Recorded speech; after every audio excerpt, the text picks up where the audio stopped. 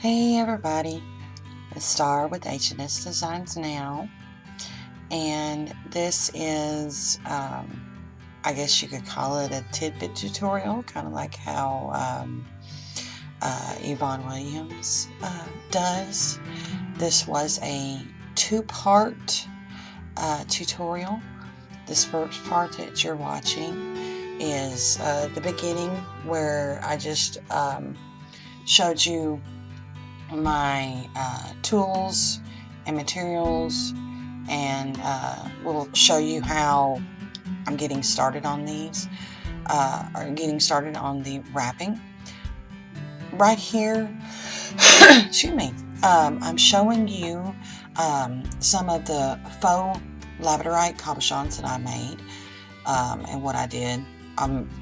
If you can't tell, I actually took some Mod Podge, covered the back of them just to make sure that that way that nail polish that I put on there is covered.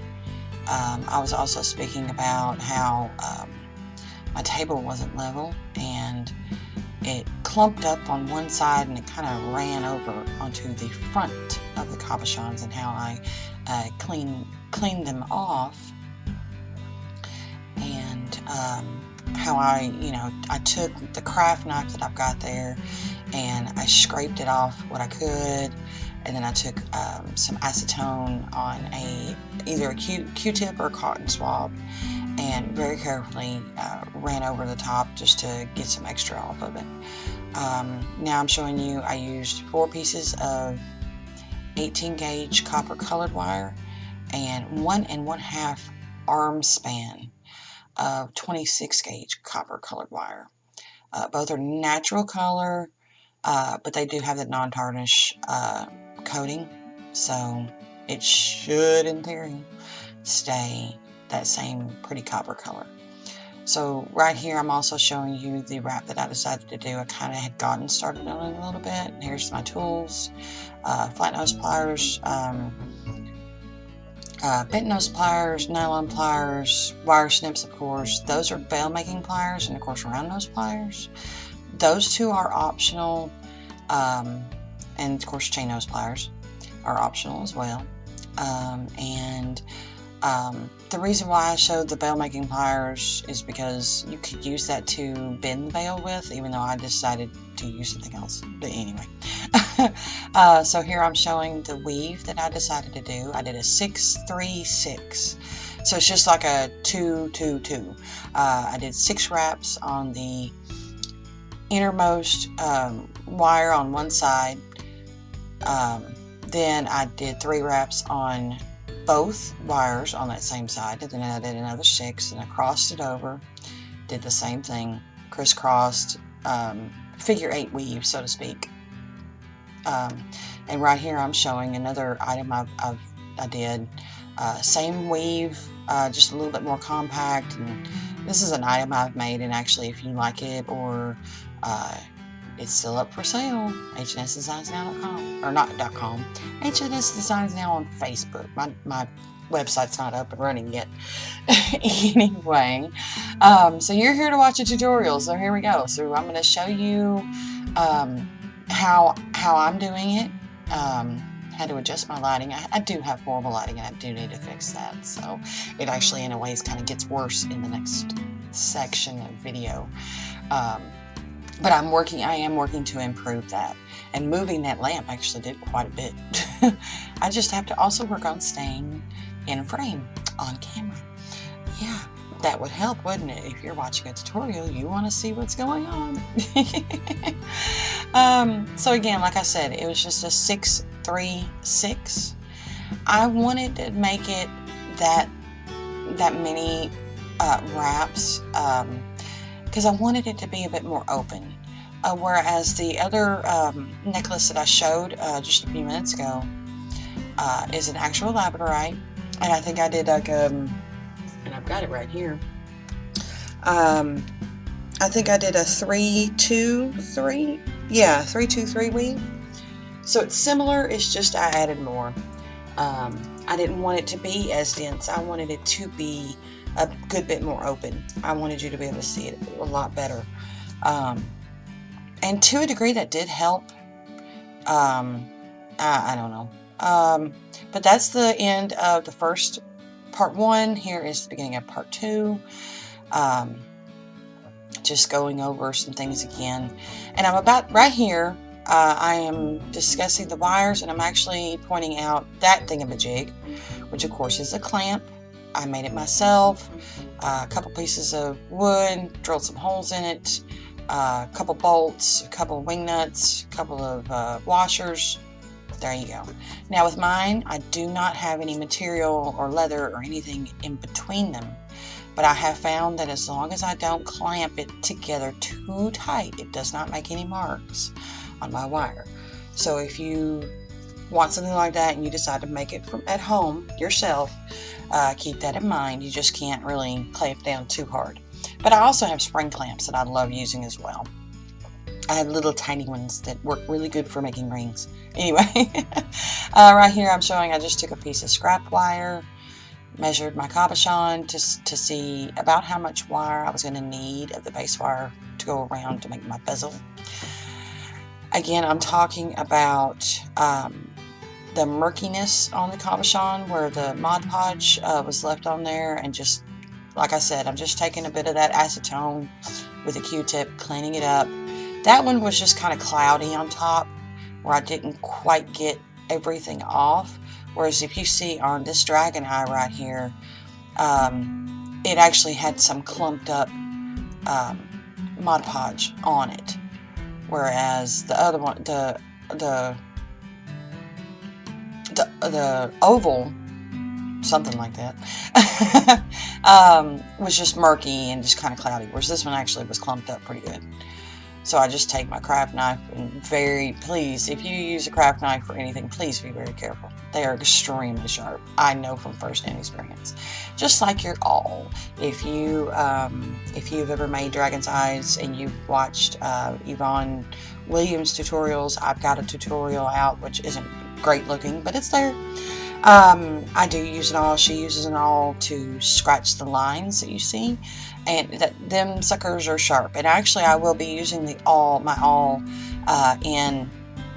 in the video later on to help separate wires. So that way, you know, that's another tool that I do use. Though you could use multiple tools, whatever you see fit. Yeah. And again, right here, I'm just kind of cleaning it up, getting it pretty. And I know that I probably shouldn't be working on that dragon's eye right there, but I wanted to show you guys what I do. And I found that to be a neat little trick to clean up that Mod Podge from the front of the glass cabochons. So right here, I found out that I'm actually, I think, about 2 sections short on my bezel wrap. So right here, I'm just going ahead. I'd done all the rest of it like the night before. So that way, try to cut my time down. That's a really boring part, you know, and just that way I had the most of it done. And this way all I had to do was just finish it up. That was all I had to do. So hopefully this isn't too boring for you. I do have it fast forwarded a good bit, but it still takes a few minutes. So again, like I said, right here I'm just showing you the different ways that you can actually weave your wire. You can either pull it down and push it down with your finger as you pull gently on the wire, or as you saw, you can take the end of the wire and take it all the way down. Cross it, take it all the way down. Cross it, take it all the way down. And then when you get done, then you can take your pliers and just compress it. It'll leave a little bit more of a gap in there, which is why you want to compress it. But it is a little bit quicker, so whichever way you want to do it.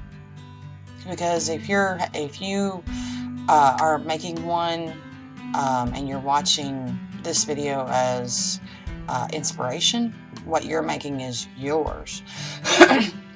You don't have to do the same wrap that I do. You don't have to do the little decoration at the end the same way I do.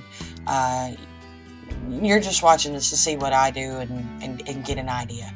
And I have to admit, the final result, while it's nice, it looks like a turtle to me.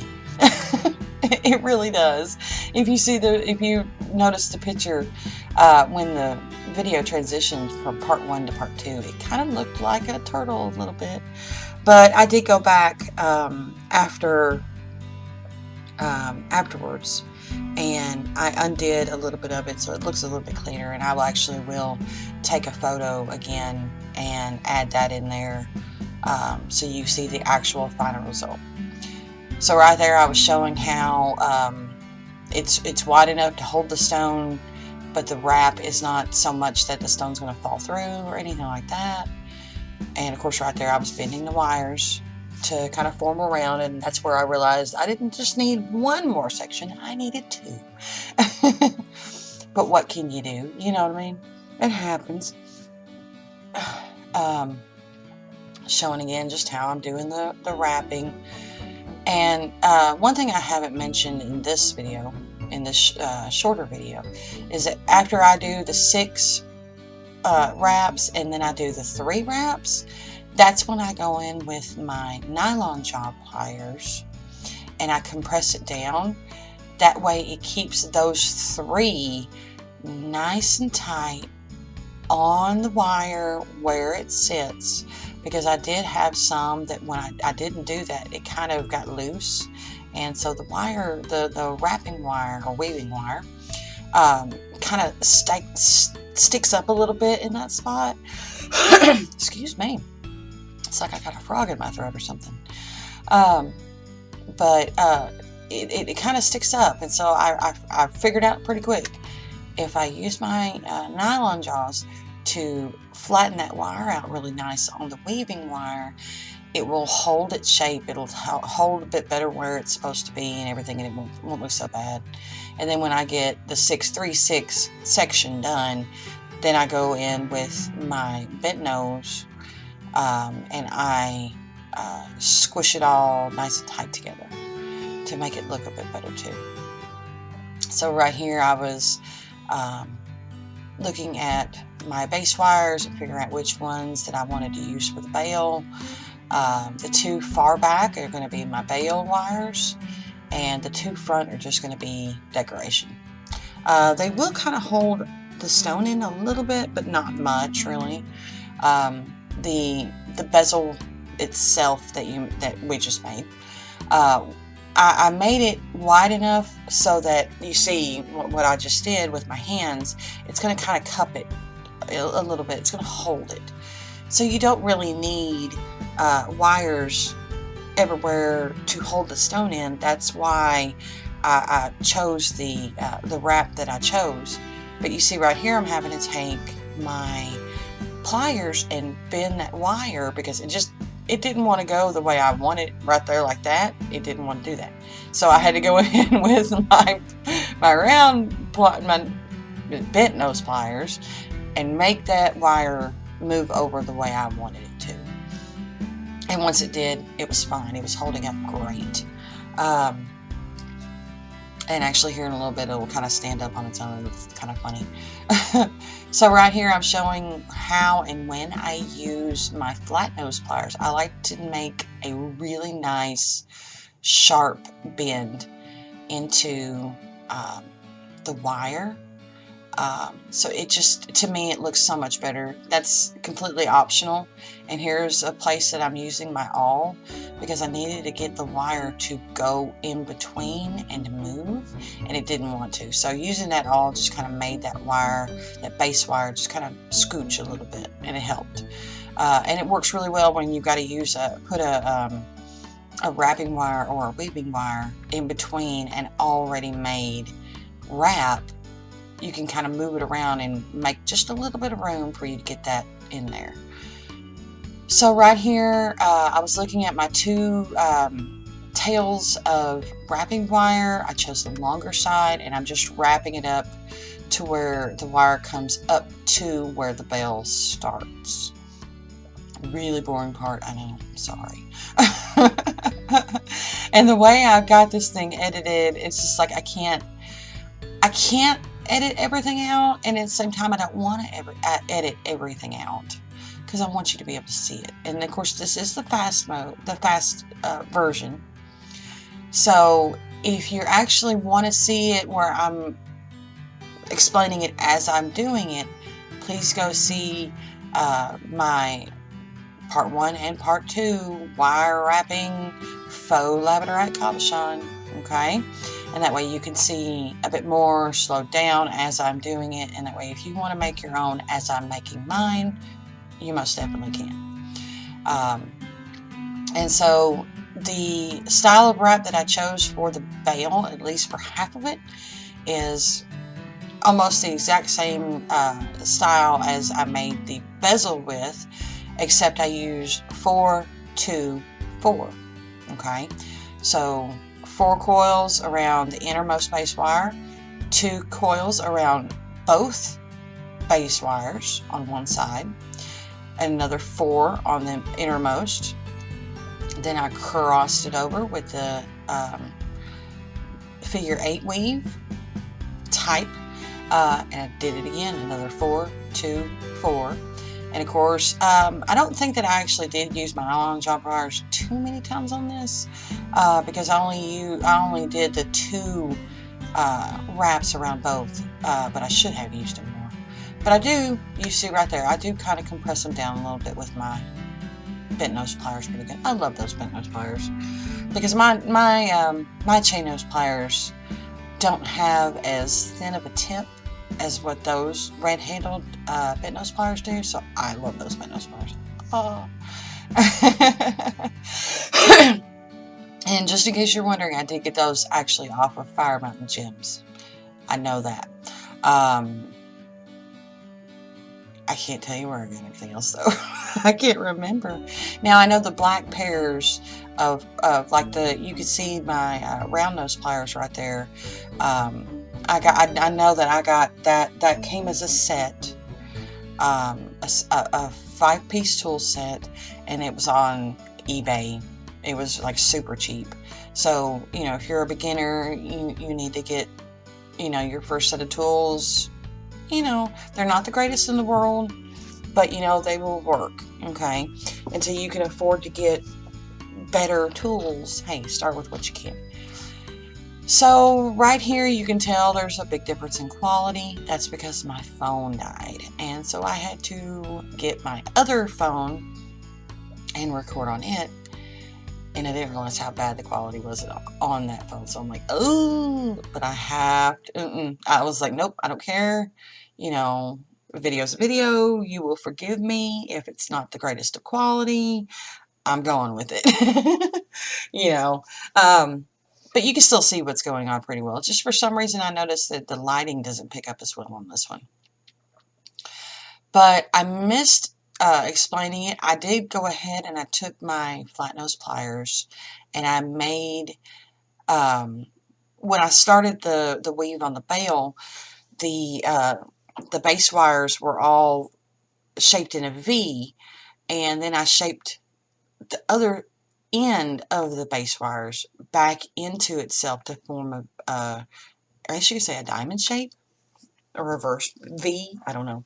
So I just, after I did that, I realized I needed one more section of, what was it, 4, 2, 4? Yeah.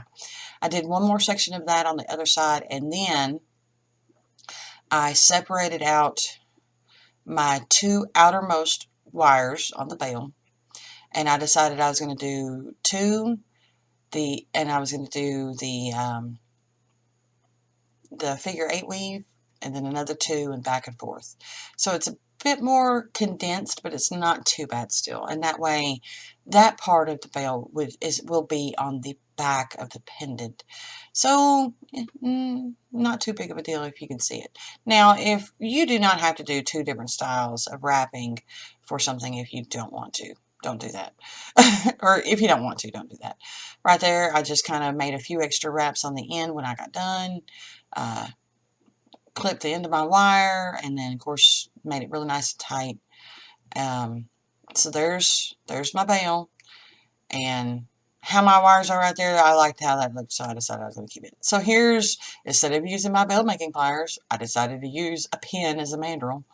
Bend the bell forward first, then bend the wires around the pin to form the bail. I bend those last two bail wires out so I can get a nice sharp and tight wires together, and then I take what's a little bit left of my weaving wire. I wrapped it around the entire bell about 3 times, and then you saw I just had to use my awl again. Right here I'm using my awl. I had to make just a little bit of space in the side of my wire right there just to kind of feed my wrapping wire through to hold it in. You know the word I'm trying to think of. I'm blanking. I'm sorry. Clipping that off. I've learned that if you leave just the tiniest of tails, sometimes it's good to cut it as close as you can. And sometimes, like with right there, I left just a tiny tail to bend it on over and tuck it in so the tail is underneath. It's not sticking out anywhere, and it's not going to snag on clothes or hair or skin or anything else. And so right here I was talking about how if you work on the wire too much with your pliers, the non-tarnish coating will rub off, and it'll kind of get flaky. But it does take quite a bit for it to do that. And so what am I doing right here? That's what I'm doing. I came down. I decided I was going to take one of those wires. I was coming down on the side where the second cross is, and I'm going to feed one of those base wires through, and I had to bend a little, make a little bend in the end of that wire to feed it in there, which really bent up the wire, but that's what you got nylon pliers for. If you don't know, the reason for nylon pliers is to straighten up wire, primarily. So just feeding it through that little section right there. Was just trying to make sure it got pretty decent looking. Pretty decent and straight. That's another good thing about the flat nose pliers too. That kind of helps straighten your wire out. And they may mar up your wire a little bit, especially if you push too hard on it. But if you don't push too hard, it won't. It'll straighten up the wire, but it won't really mar it too much. So just keep that in mind. You got a firm but gentle pressure. It's a very thin line. So right here, I'm just doing the same thing I just did to the other side. And I kind of wanted to do like out and open spirals. That was kind of my thought. I want to do out and open spirals on the side. And that's just not how it turned out. Sorry, my phone.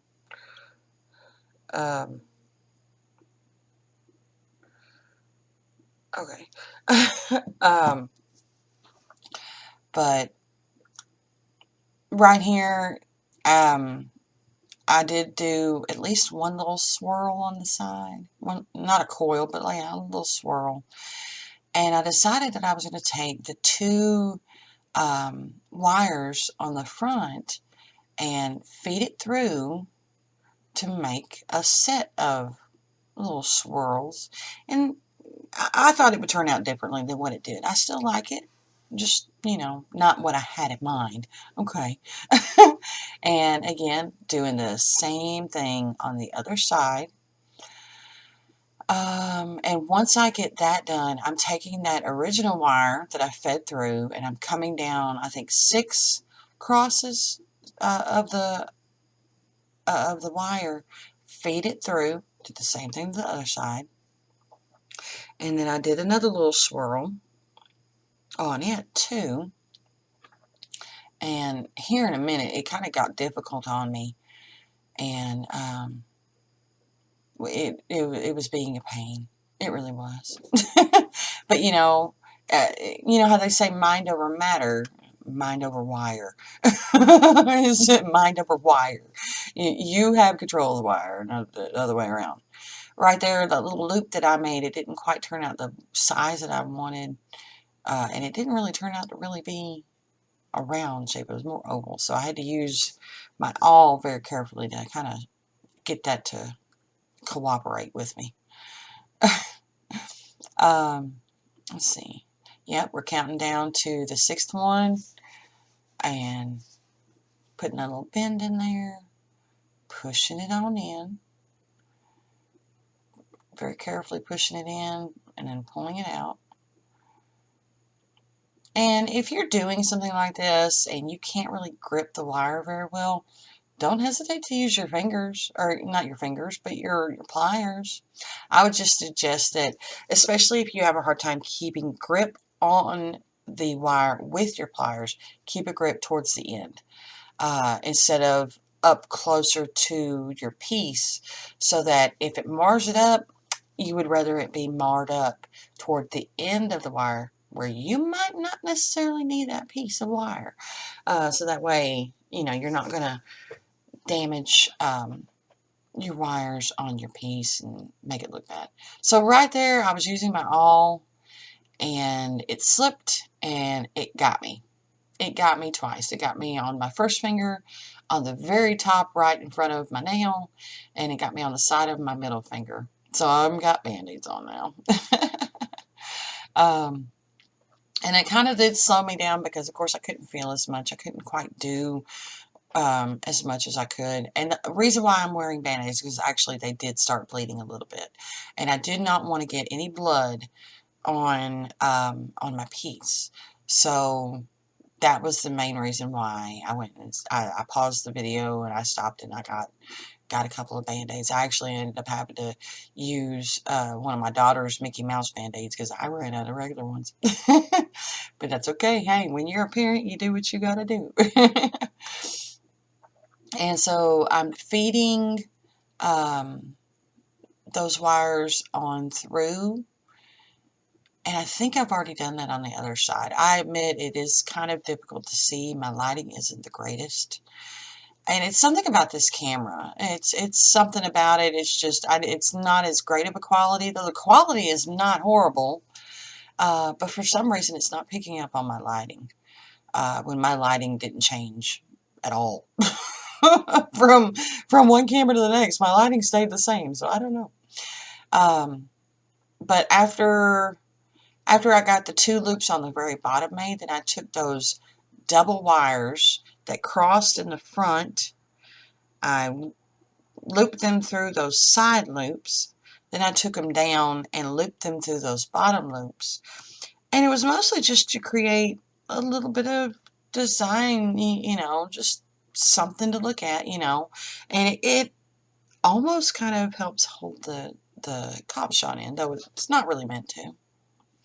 But really, I had so much wire left and I didn't want to waste it. I ended up looping it, looping it, looping it, looping it. And remember, these are the base wires, so these are the 18 gauge. And I looped it and looped it and looped it. And when I got done, I looked at it and I thought to myself, that looks tacky and it's too much. It's too much going on for this piece. But at the time, I left it because I was in the middle of recording a tutorial, and I didn't want to stop and say, hey, we're going to take this out and we're going to do this differently. I just kept going with it. But I can say that if you like the look of the way that I ended this, and you want to do yours that way, by all means do it. My personal mind, myself, I decided that I wanted to take a bit of it out, cut it down, and that way it wasn't so much going on. And plus that gives me a little bit of scrap wire. Sometimes I don't mind scrap wire if it's longer pieces. If it's the teeny tiny pieces, I'm like, oh, it's a waste. But you do what you got to do. Right there, yeah, I went ahead and I finished one wire, and then I, of course, got it nice and flat down. Same thing right here. That's all I'm pretty much doing, just finishing up all this stuff. All this right here is where it just kind of gets, it really kind of does. But I have to say, you know, like I said, I will be taking pictures of my absolute final piece where I finished it up, and I'll add that to the end, so you guys can see what I decided to do with it. And I'm quite happy with it. I think it turned out really nice, especially the cabochons when I painted them. I painted those, so if you have not seen that tutorial, a card at the end screen will pop up with the video, so you can click on that. And it is called Faux Labradorite Cabochon Painting Tutorial. I'm sure, excuse me, and in that tutorial, I show you how I do 3 different sort of ways that I paint the faux labradorite cabochons. I use this oval one that I'm working on. I used a 30mm round and a 25mm round cabochon to paint on, and then I had several other 30mm rounds that I already had painted because I was like, I want to try this. So I pulled some out and I tried it, and I was like, oh my god, I love this. Oh, this is so pretty. And it was all just because I found this one specific color of nail polish, which is actually a holographic nail polish. And it's pretty. But anyway, back to the video, what we're doing. I think I've got the ends finished up, or I'm finishing up the ends right here. Again, if you want to see it in more detail, slow it down, listen to what I'm explaining on here, definitely go see the slow version, the part 2, this. Right there, I'm just taking the 2 bail wires that was left on the bail, from the bail, and I just kind of swirl them around just to make it look pretty, a little decorated, you know. I did take a bit of scrap wire, and I secured one of the loops down just so that way it just kind of wouldn't stick up too much. Because you know how wires can be. You could push it down all day long and it's just going to pop back up sometimes. So that's all I'm doing. I did have to take my awl right here and make a little space to get that 26 gauge wire through. So don't be afraid to do that if you have to. It happens. It's okay. That was part of the reason why I also wanted to have a little bit more of an open weave as well. It would make it a little easier to do that. And again, when I clipped the wire ends down, I did leave just a tiny bit of a tail, enough that I could cover it up. So this is the end. I'm showing you how I got it finished and everything. And so guys, I hope you enjoyed this this quick tutorial. And it's not really quick, it started 3 minutes, so, but I hope you enjoyed it. Again, if you do want to see the full versions, go look for my part 1 and part 2, where you can create more along with me and everything. And guys, thank you so much for watching, and I hope you guys have a good day, and we'll see you in the next tutorial. The battery.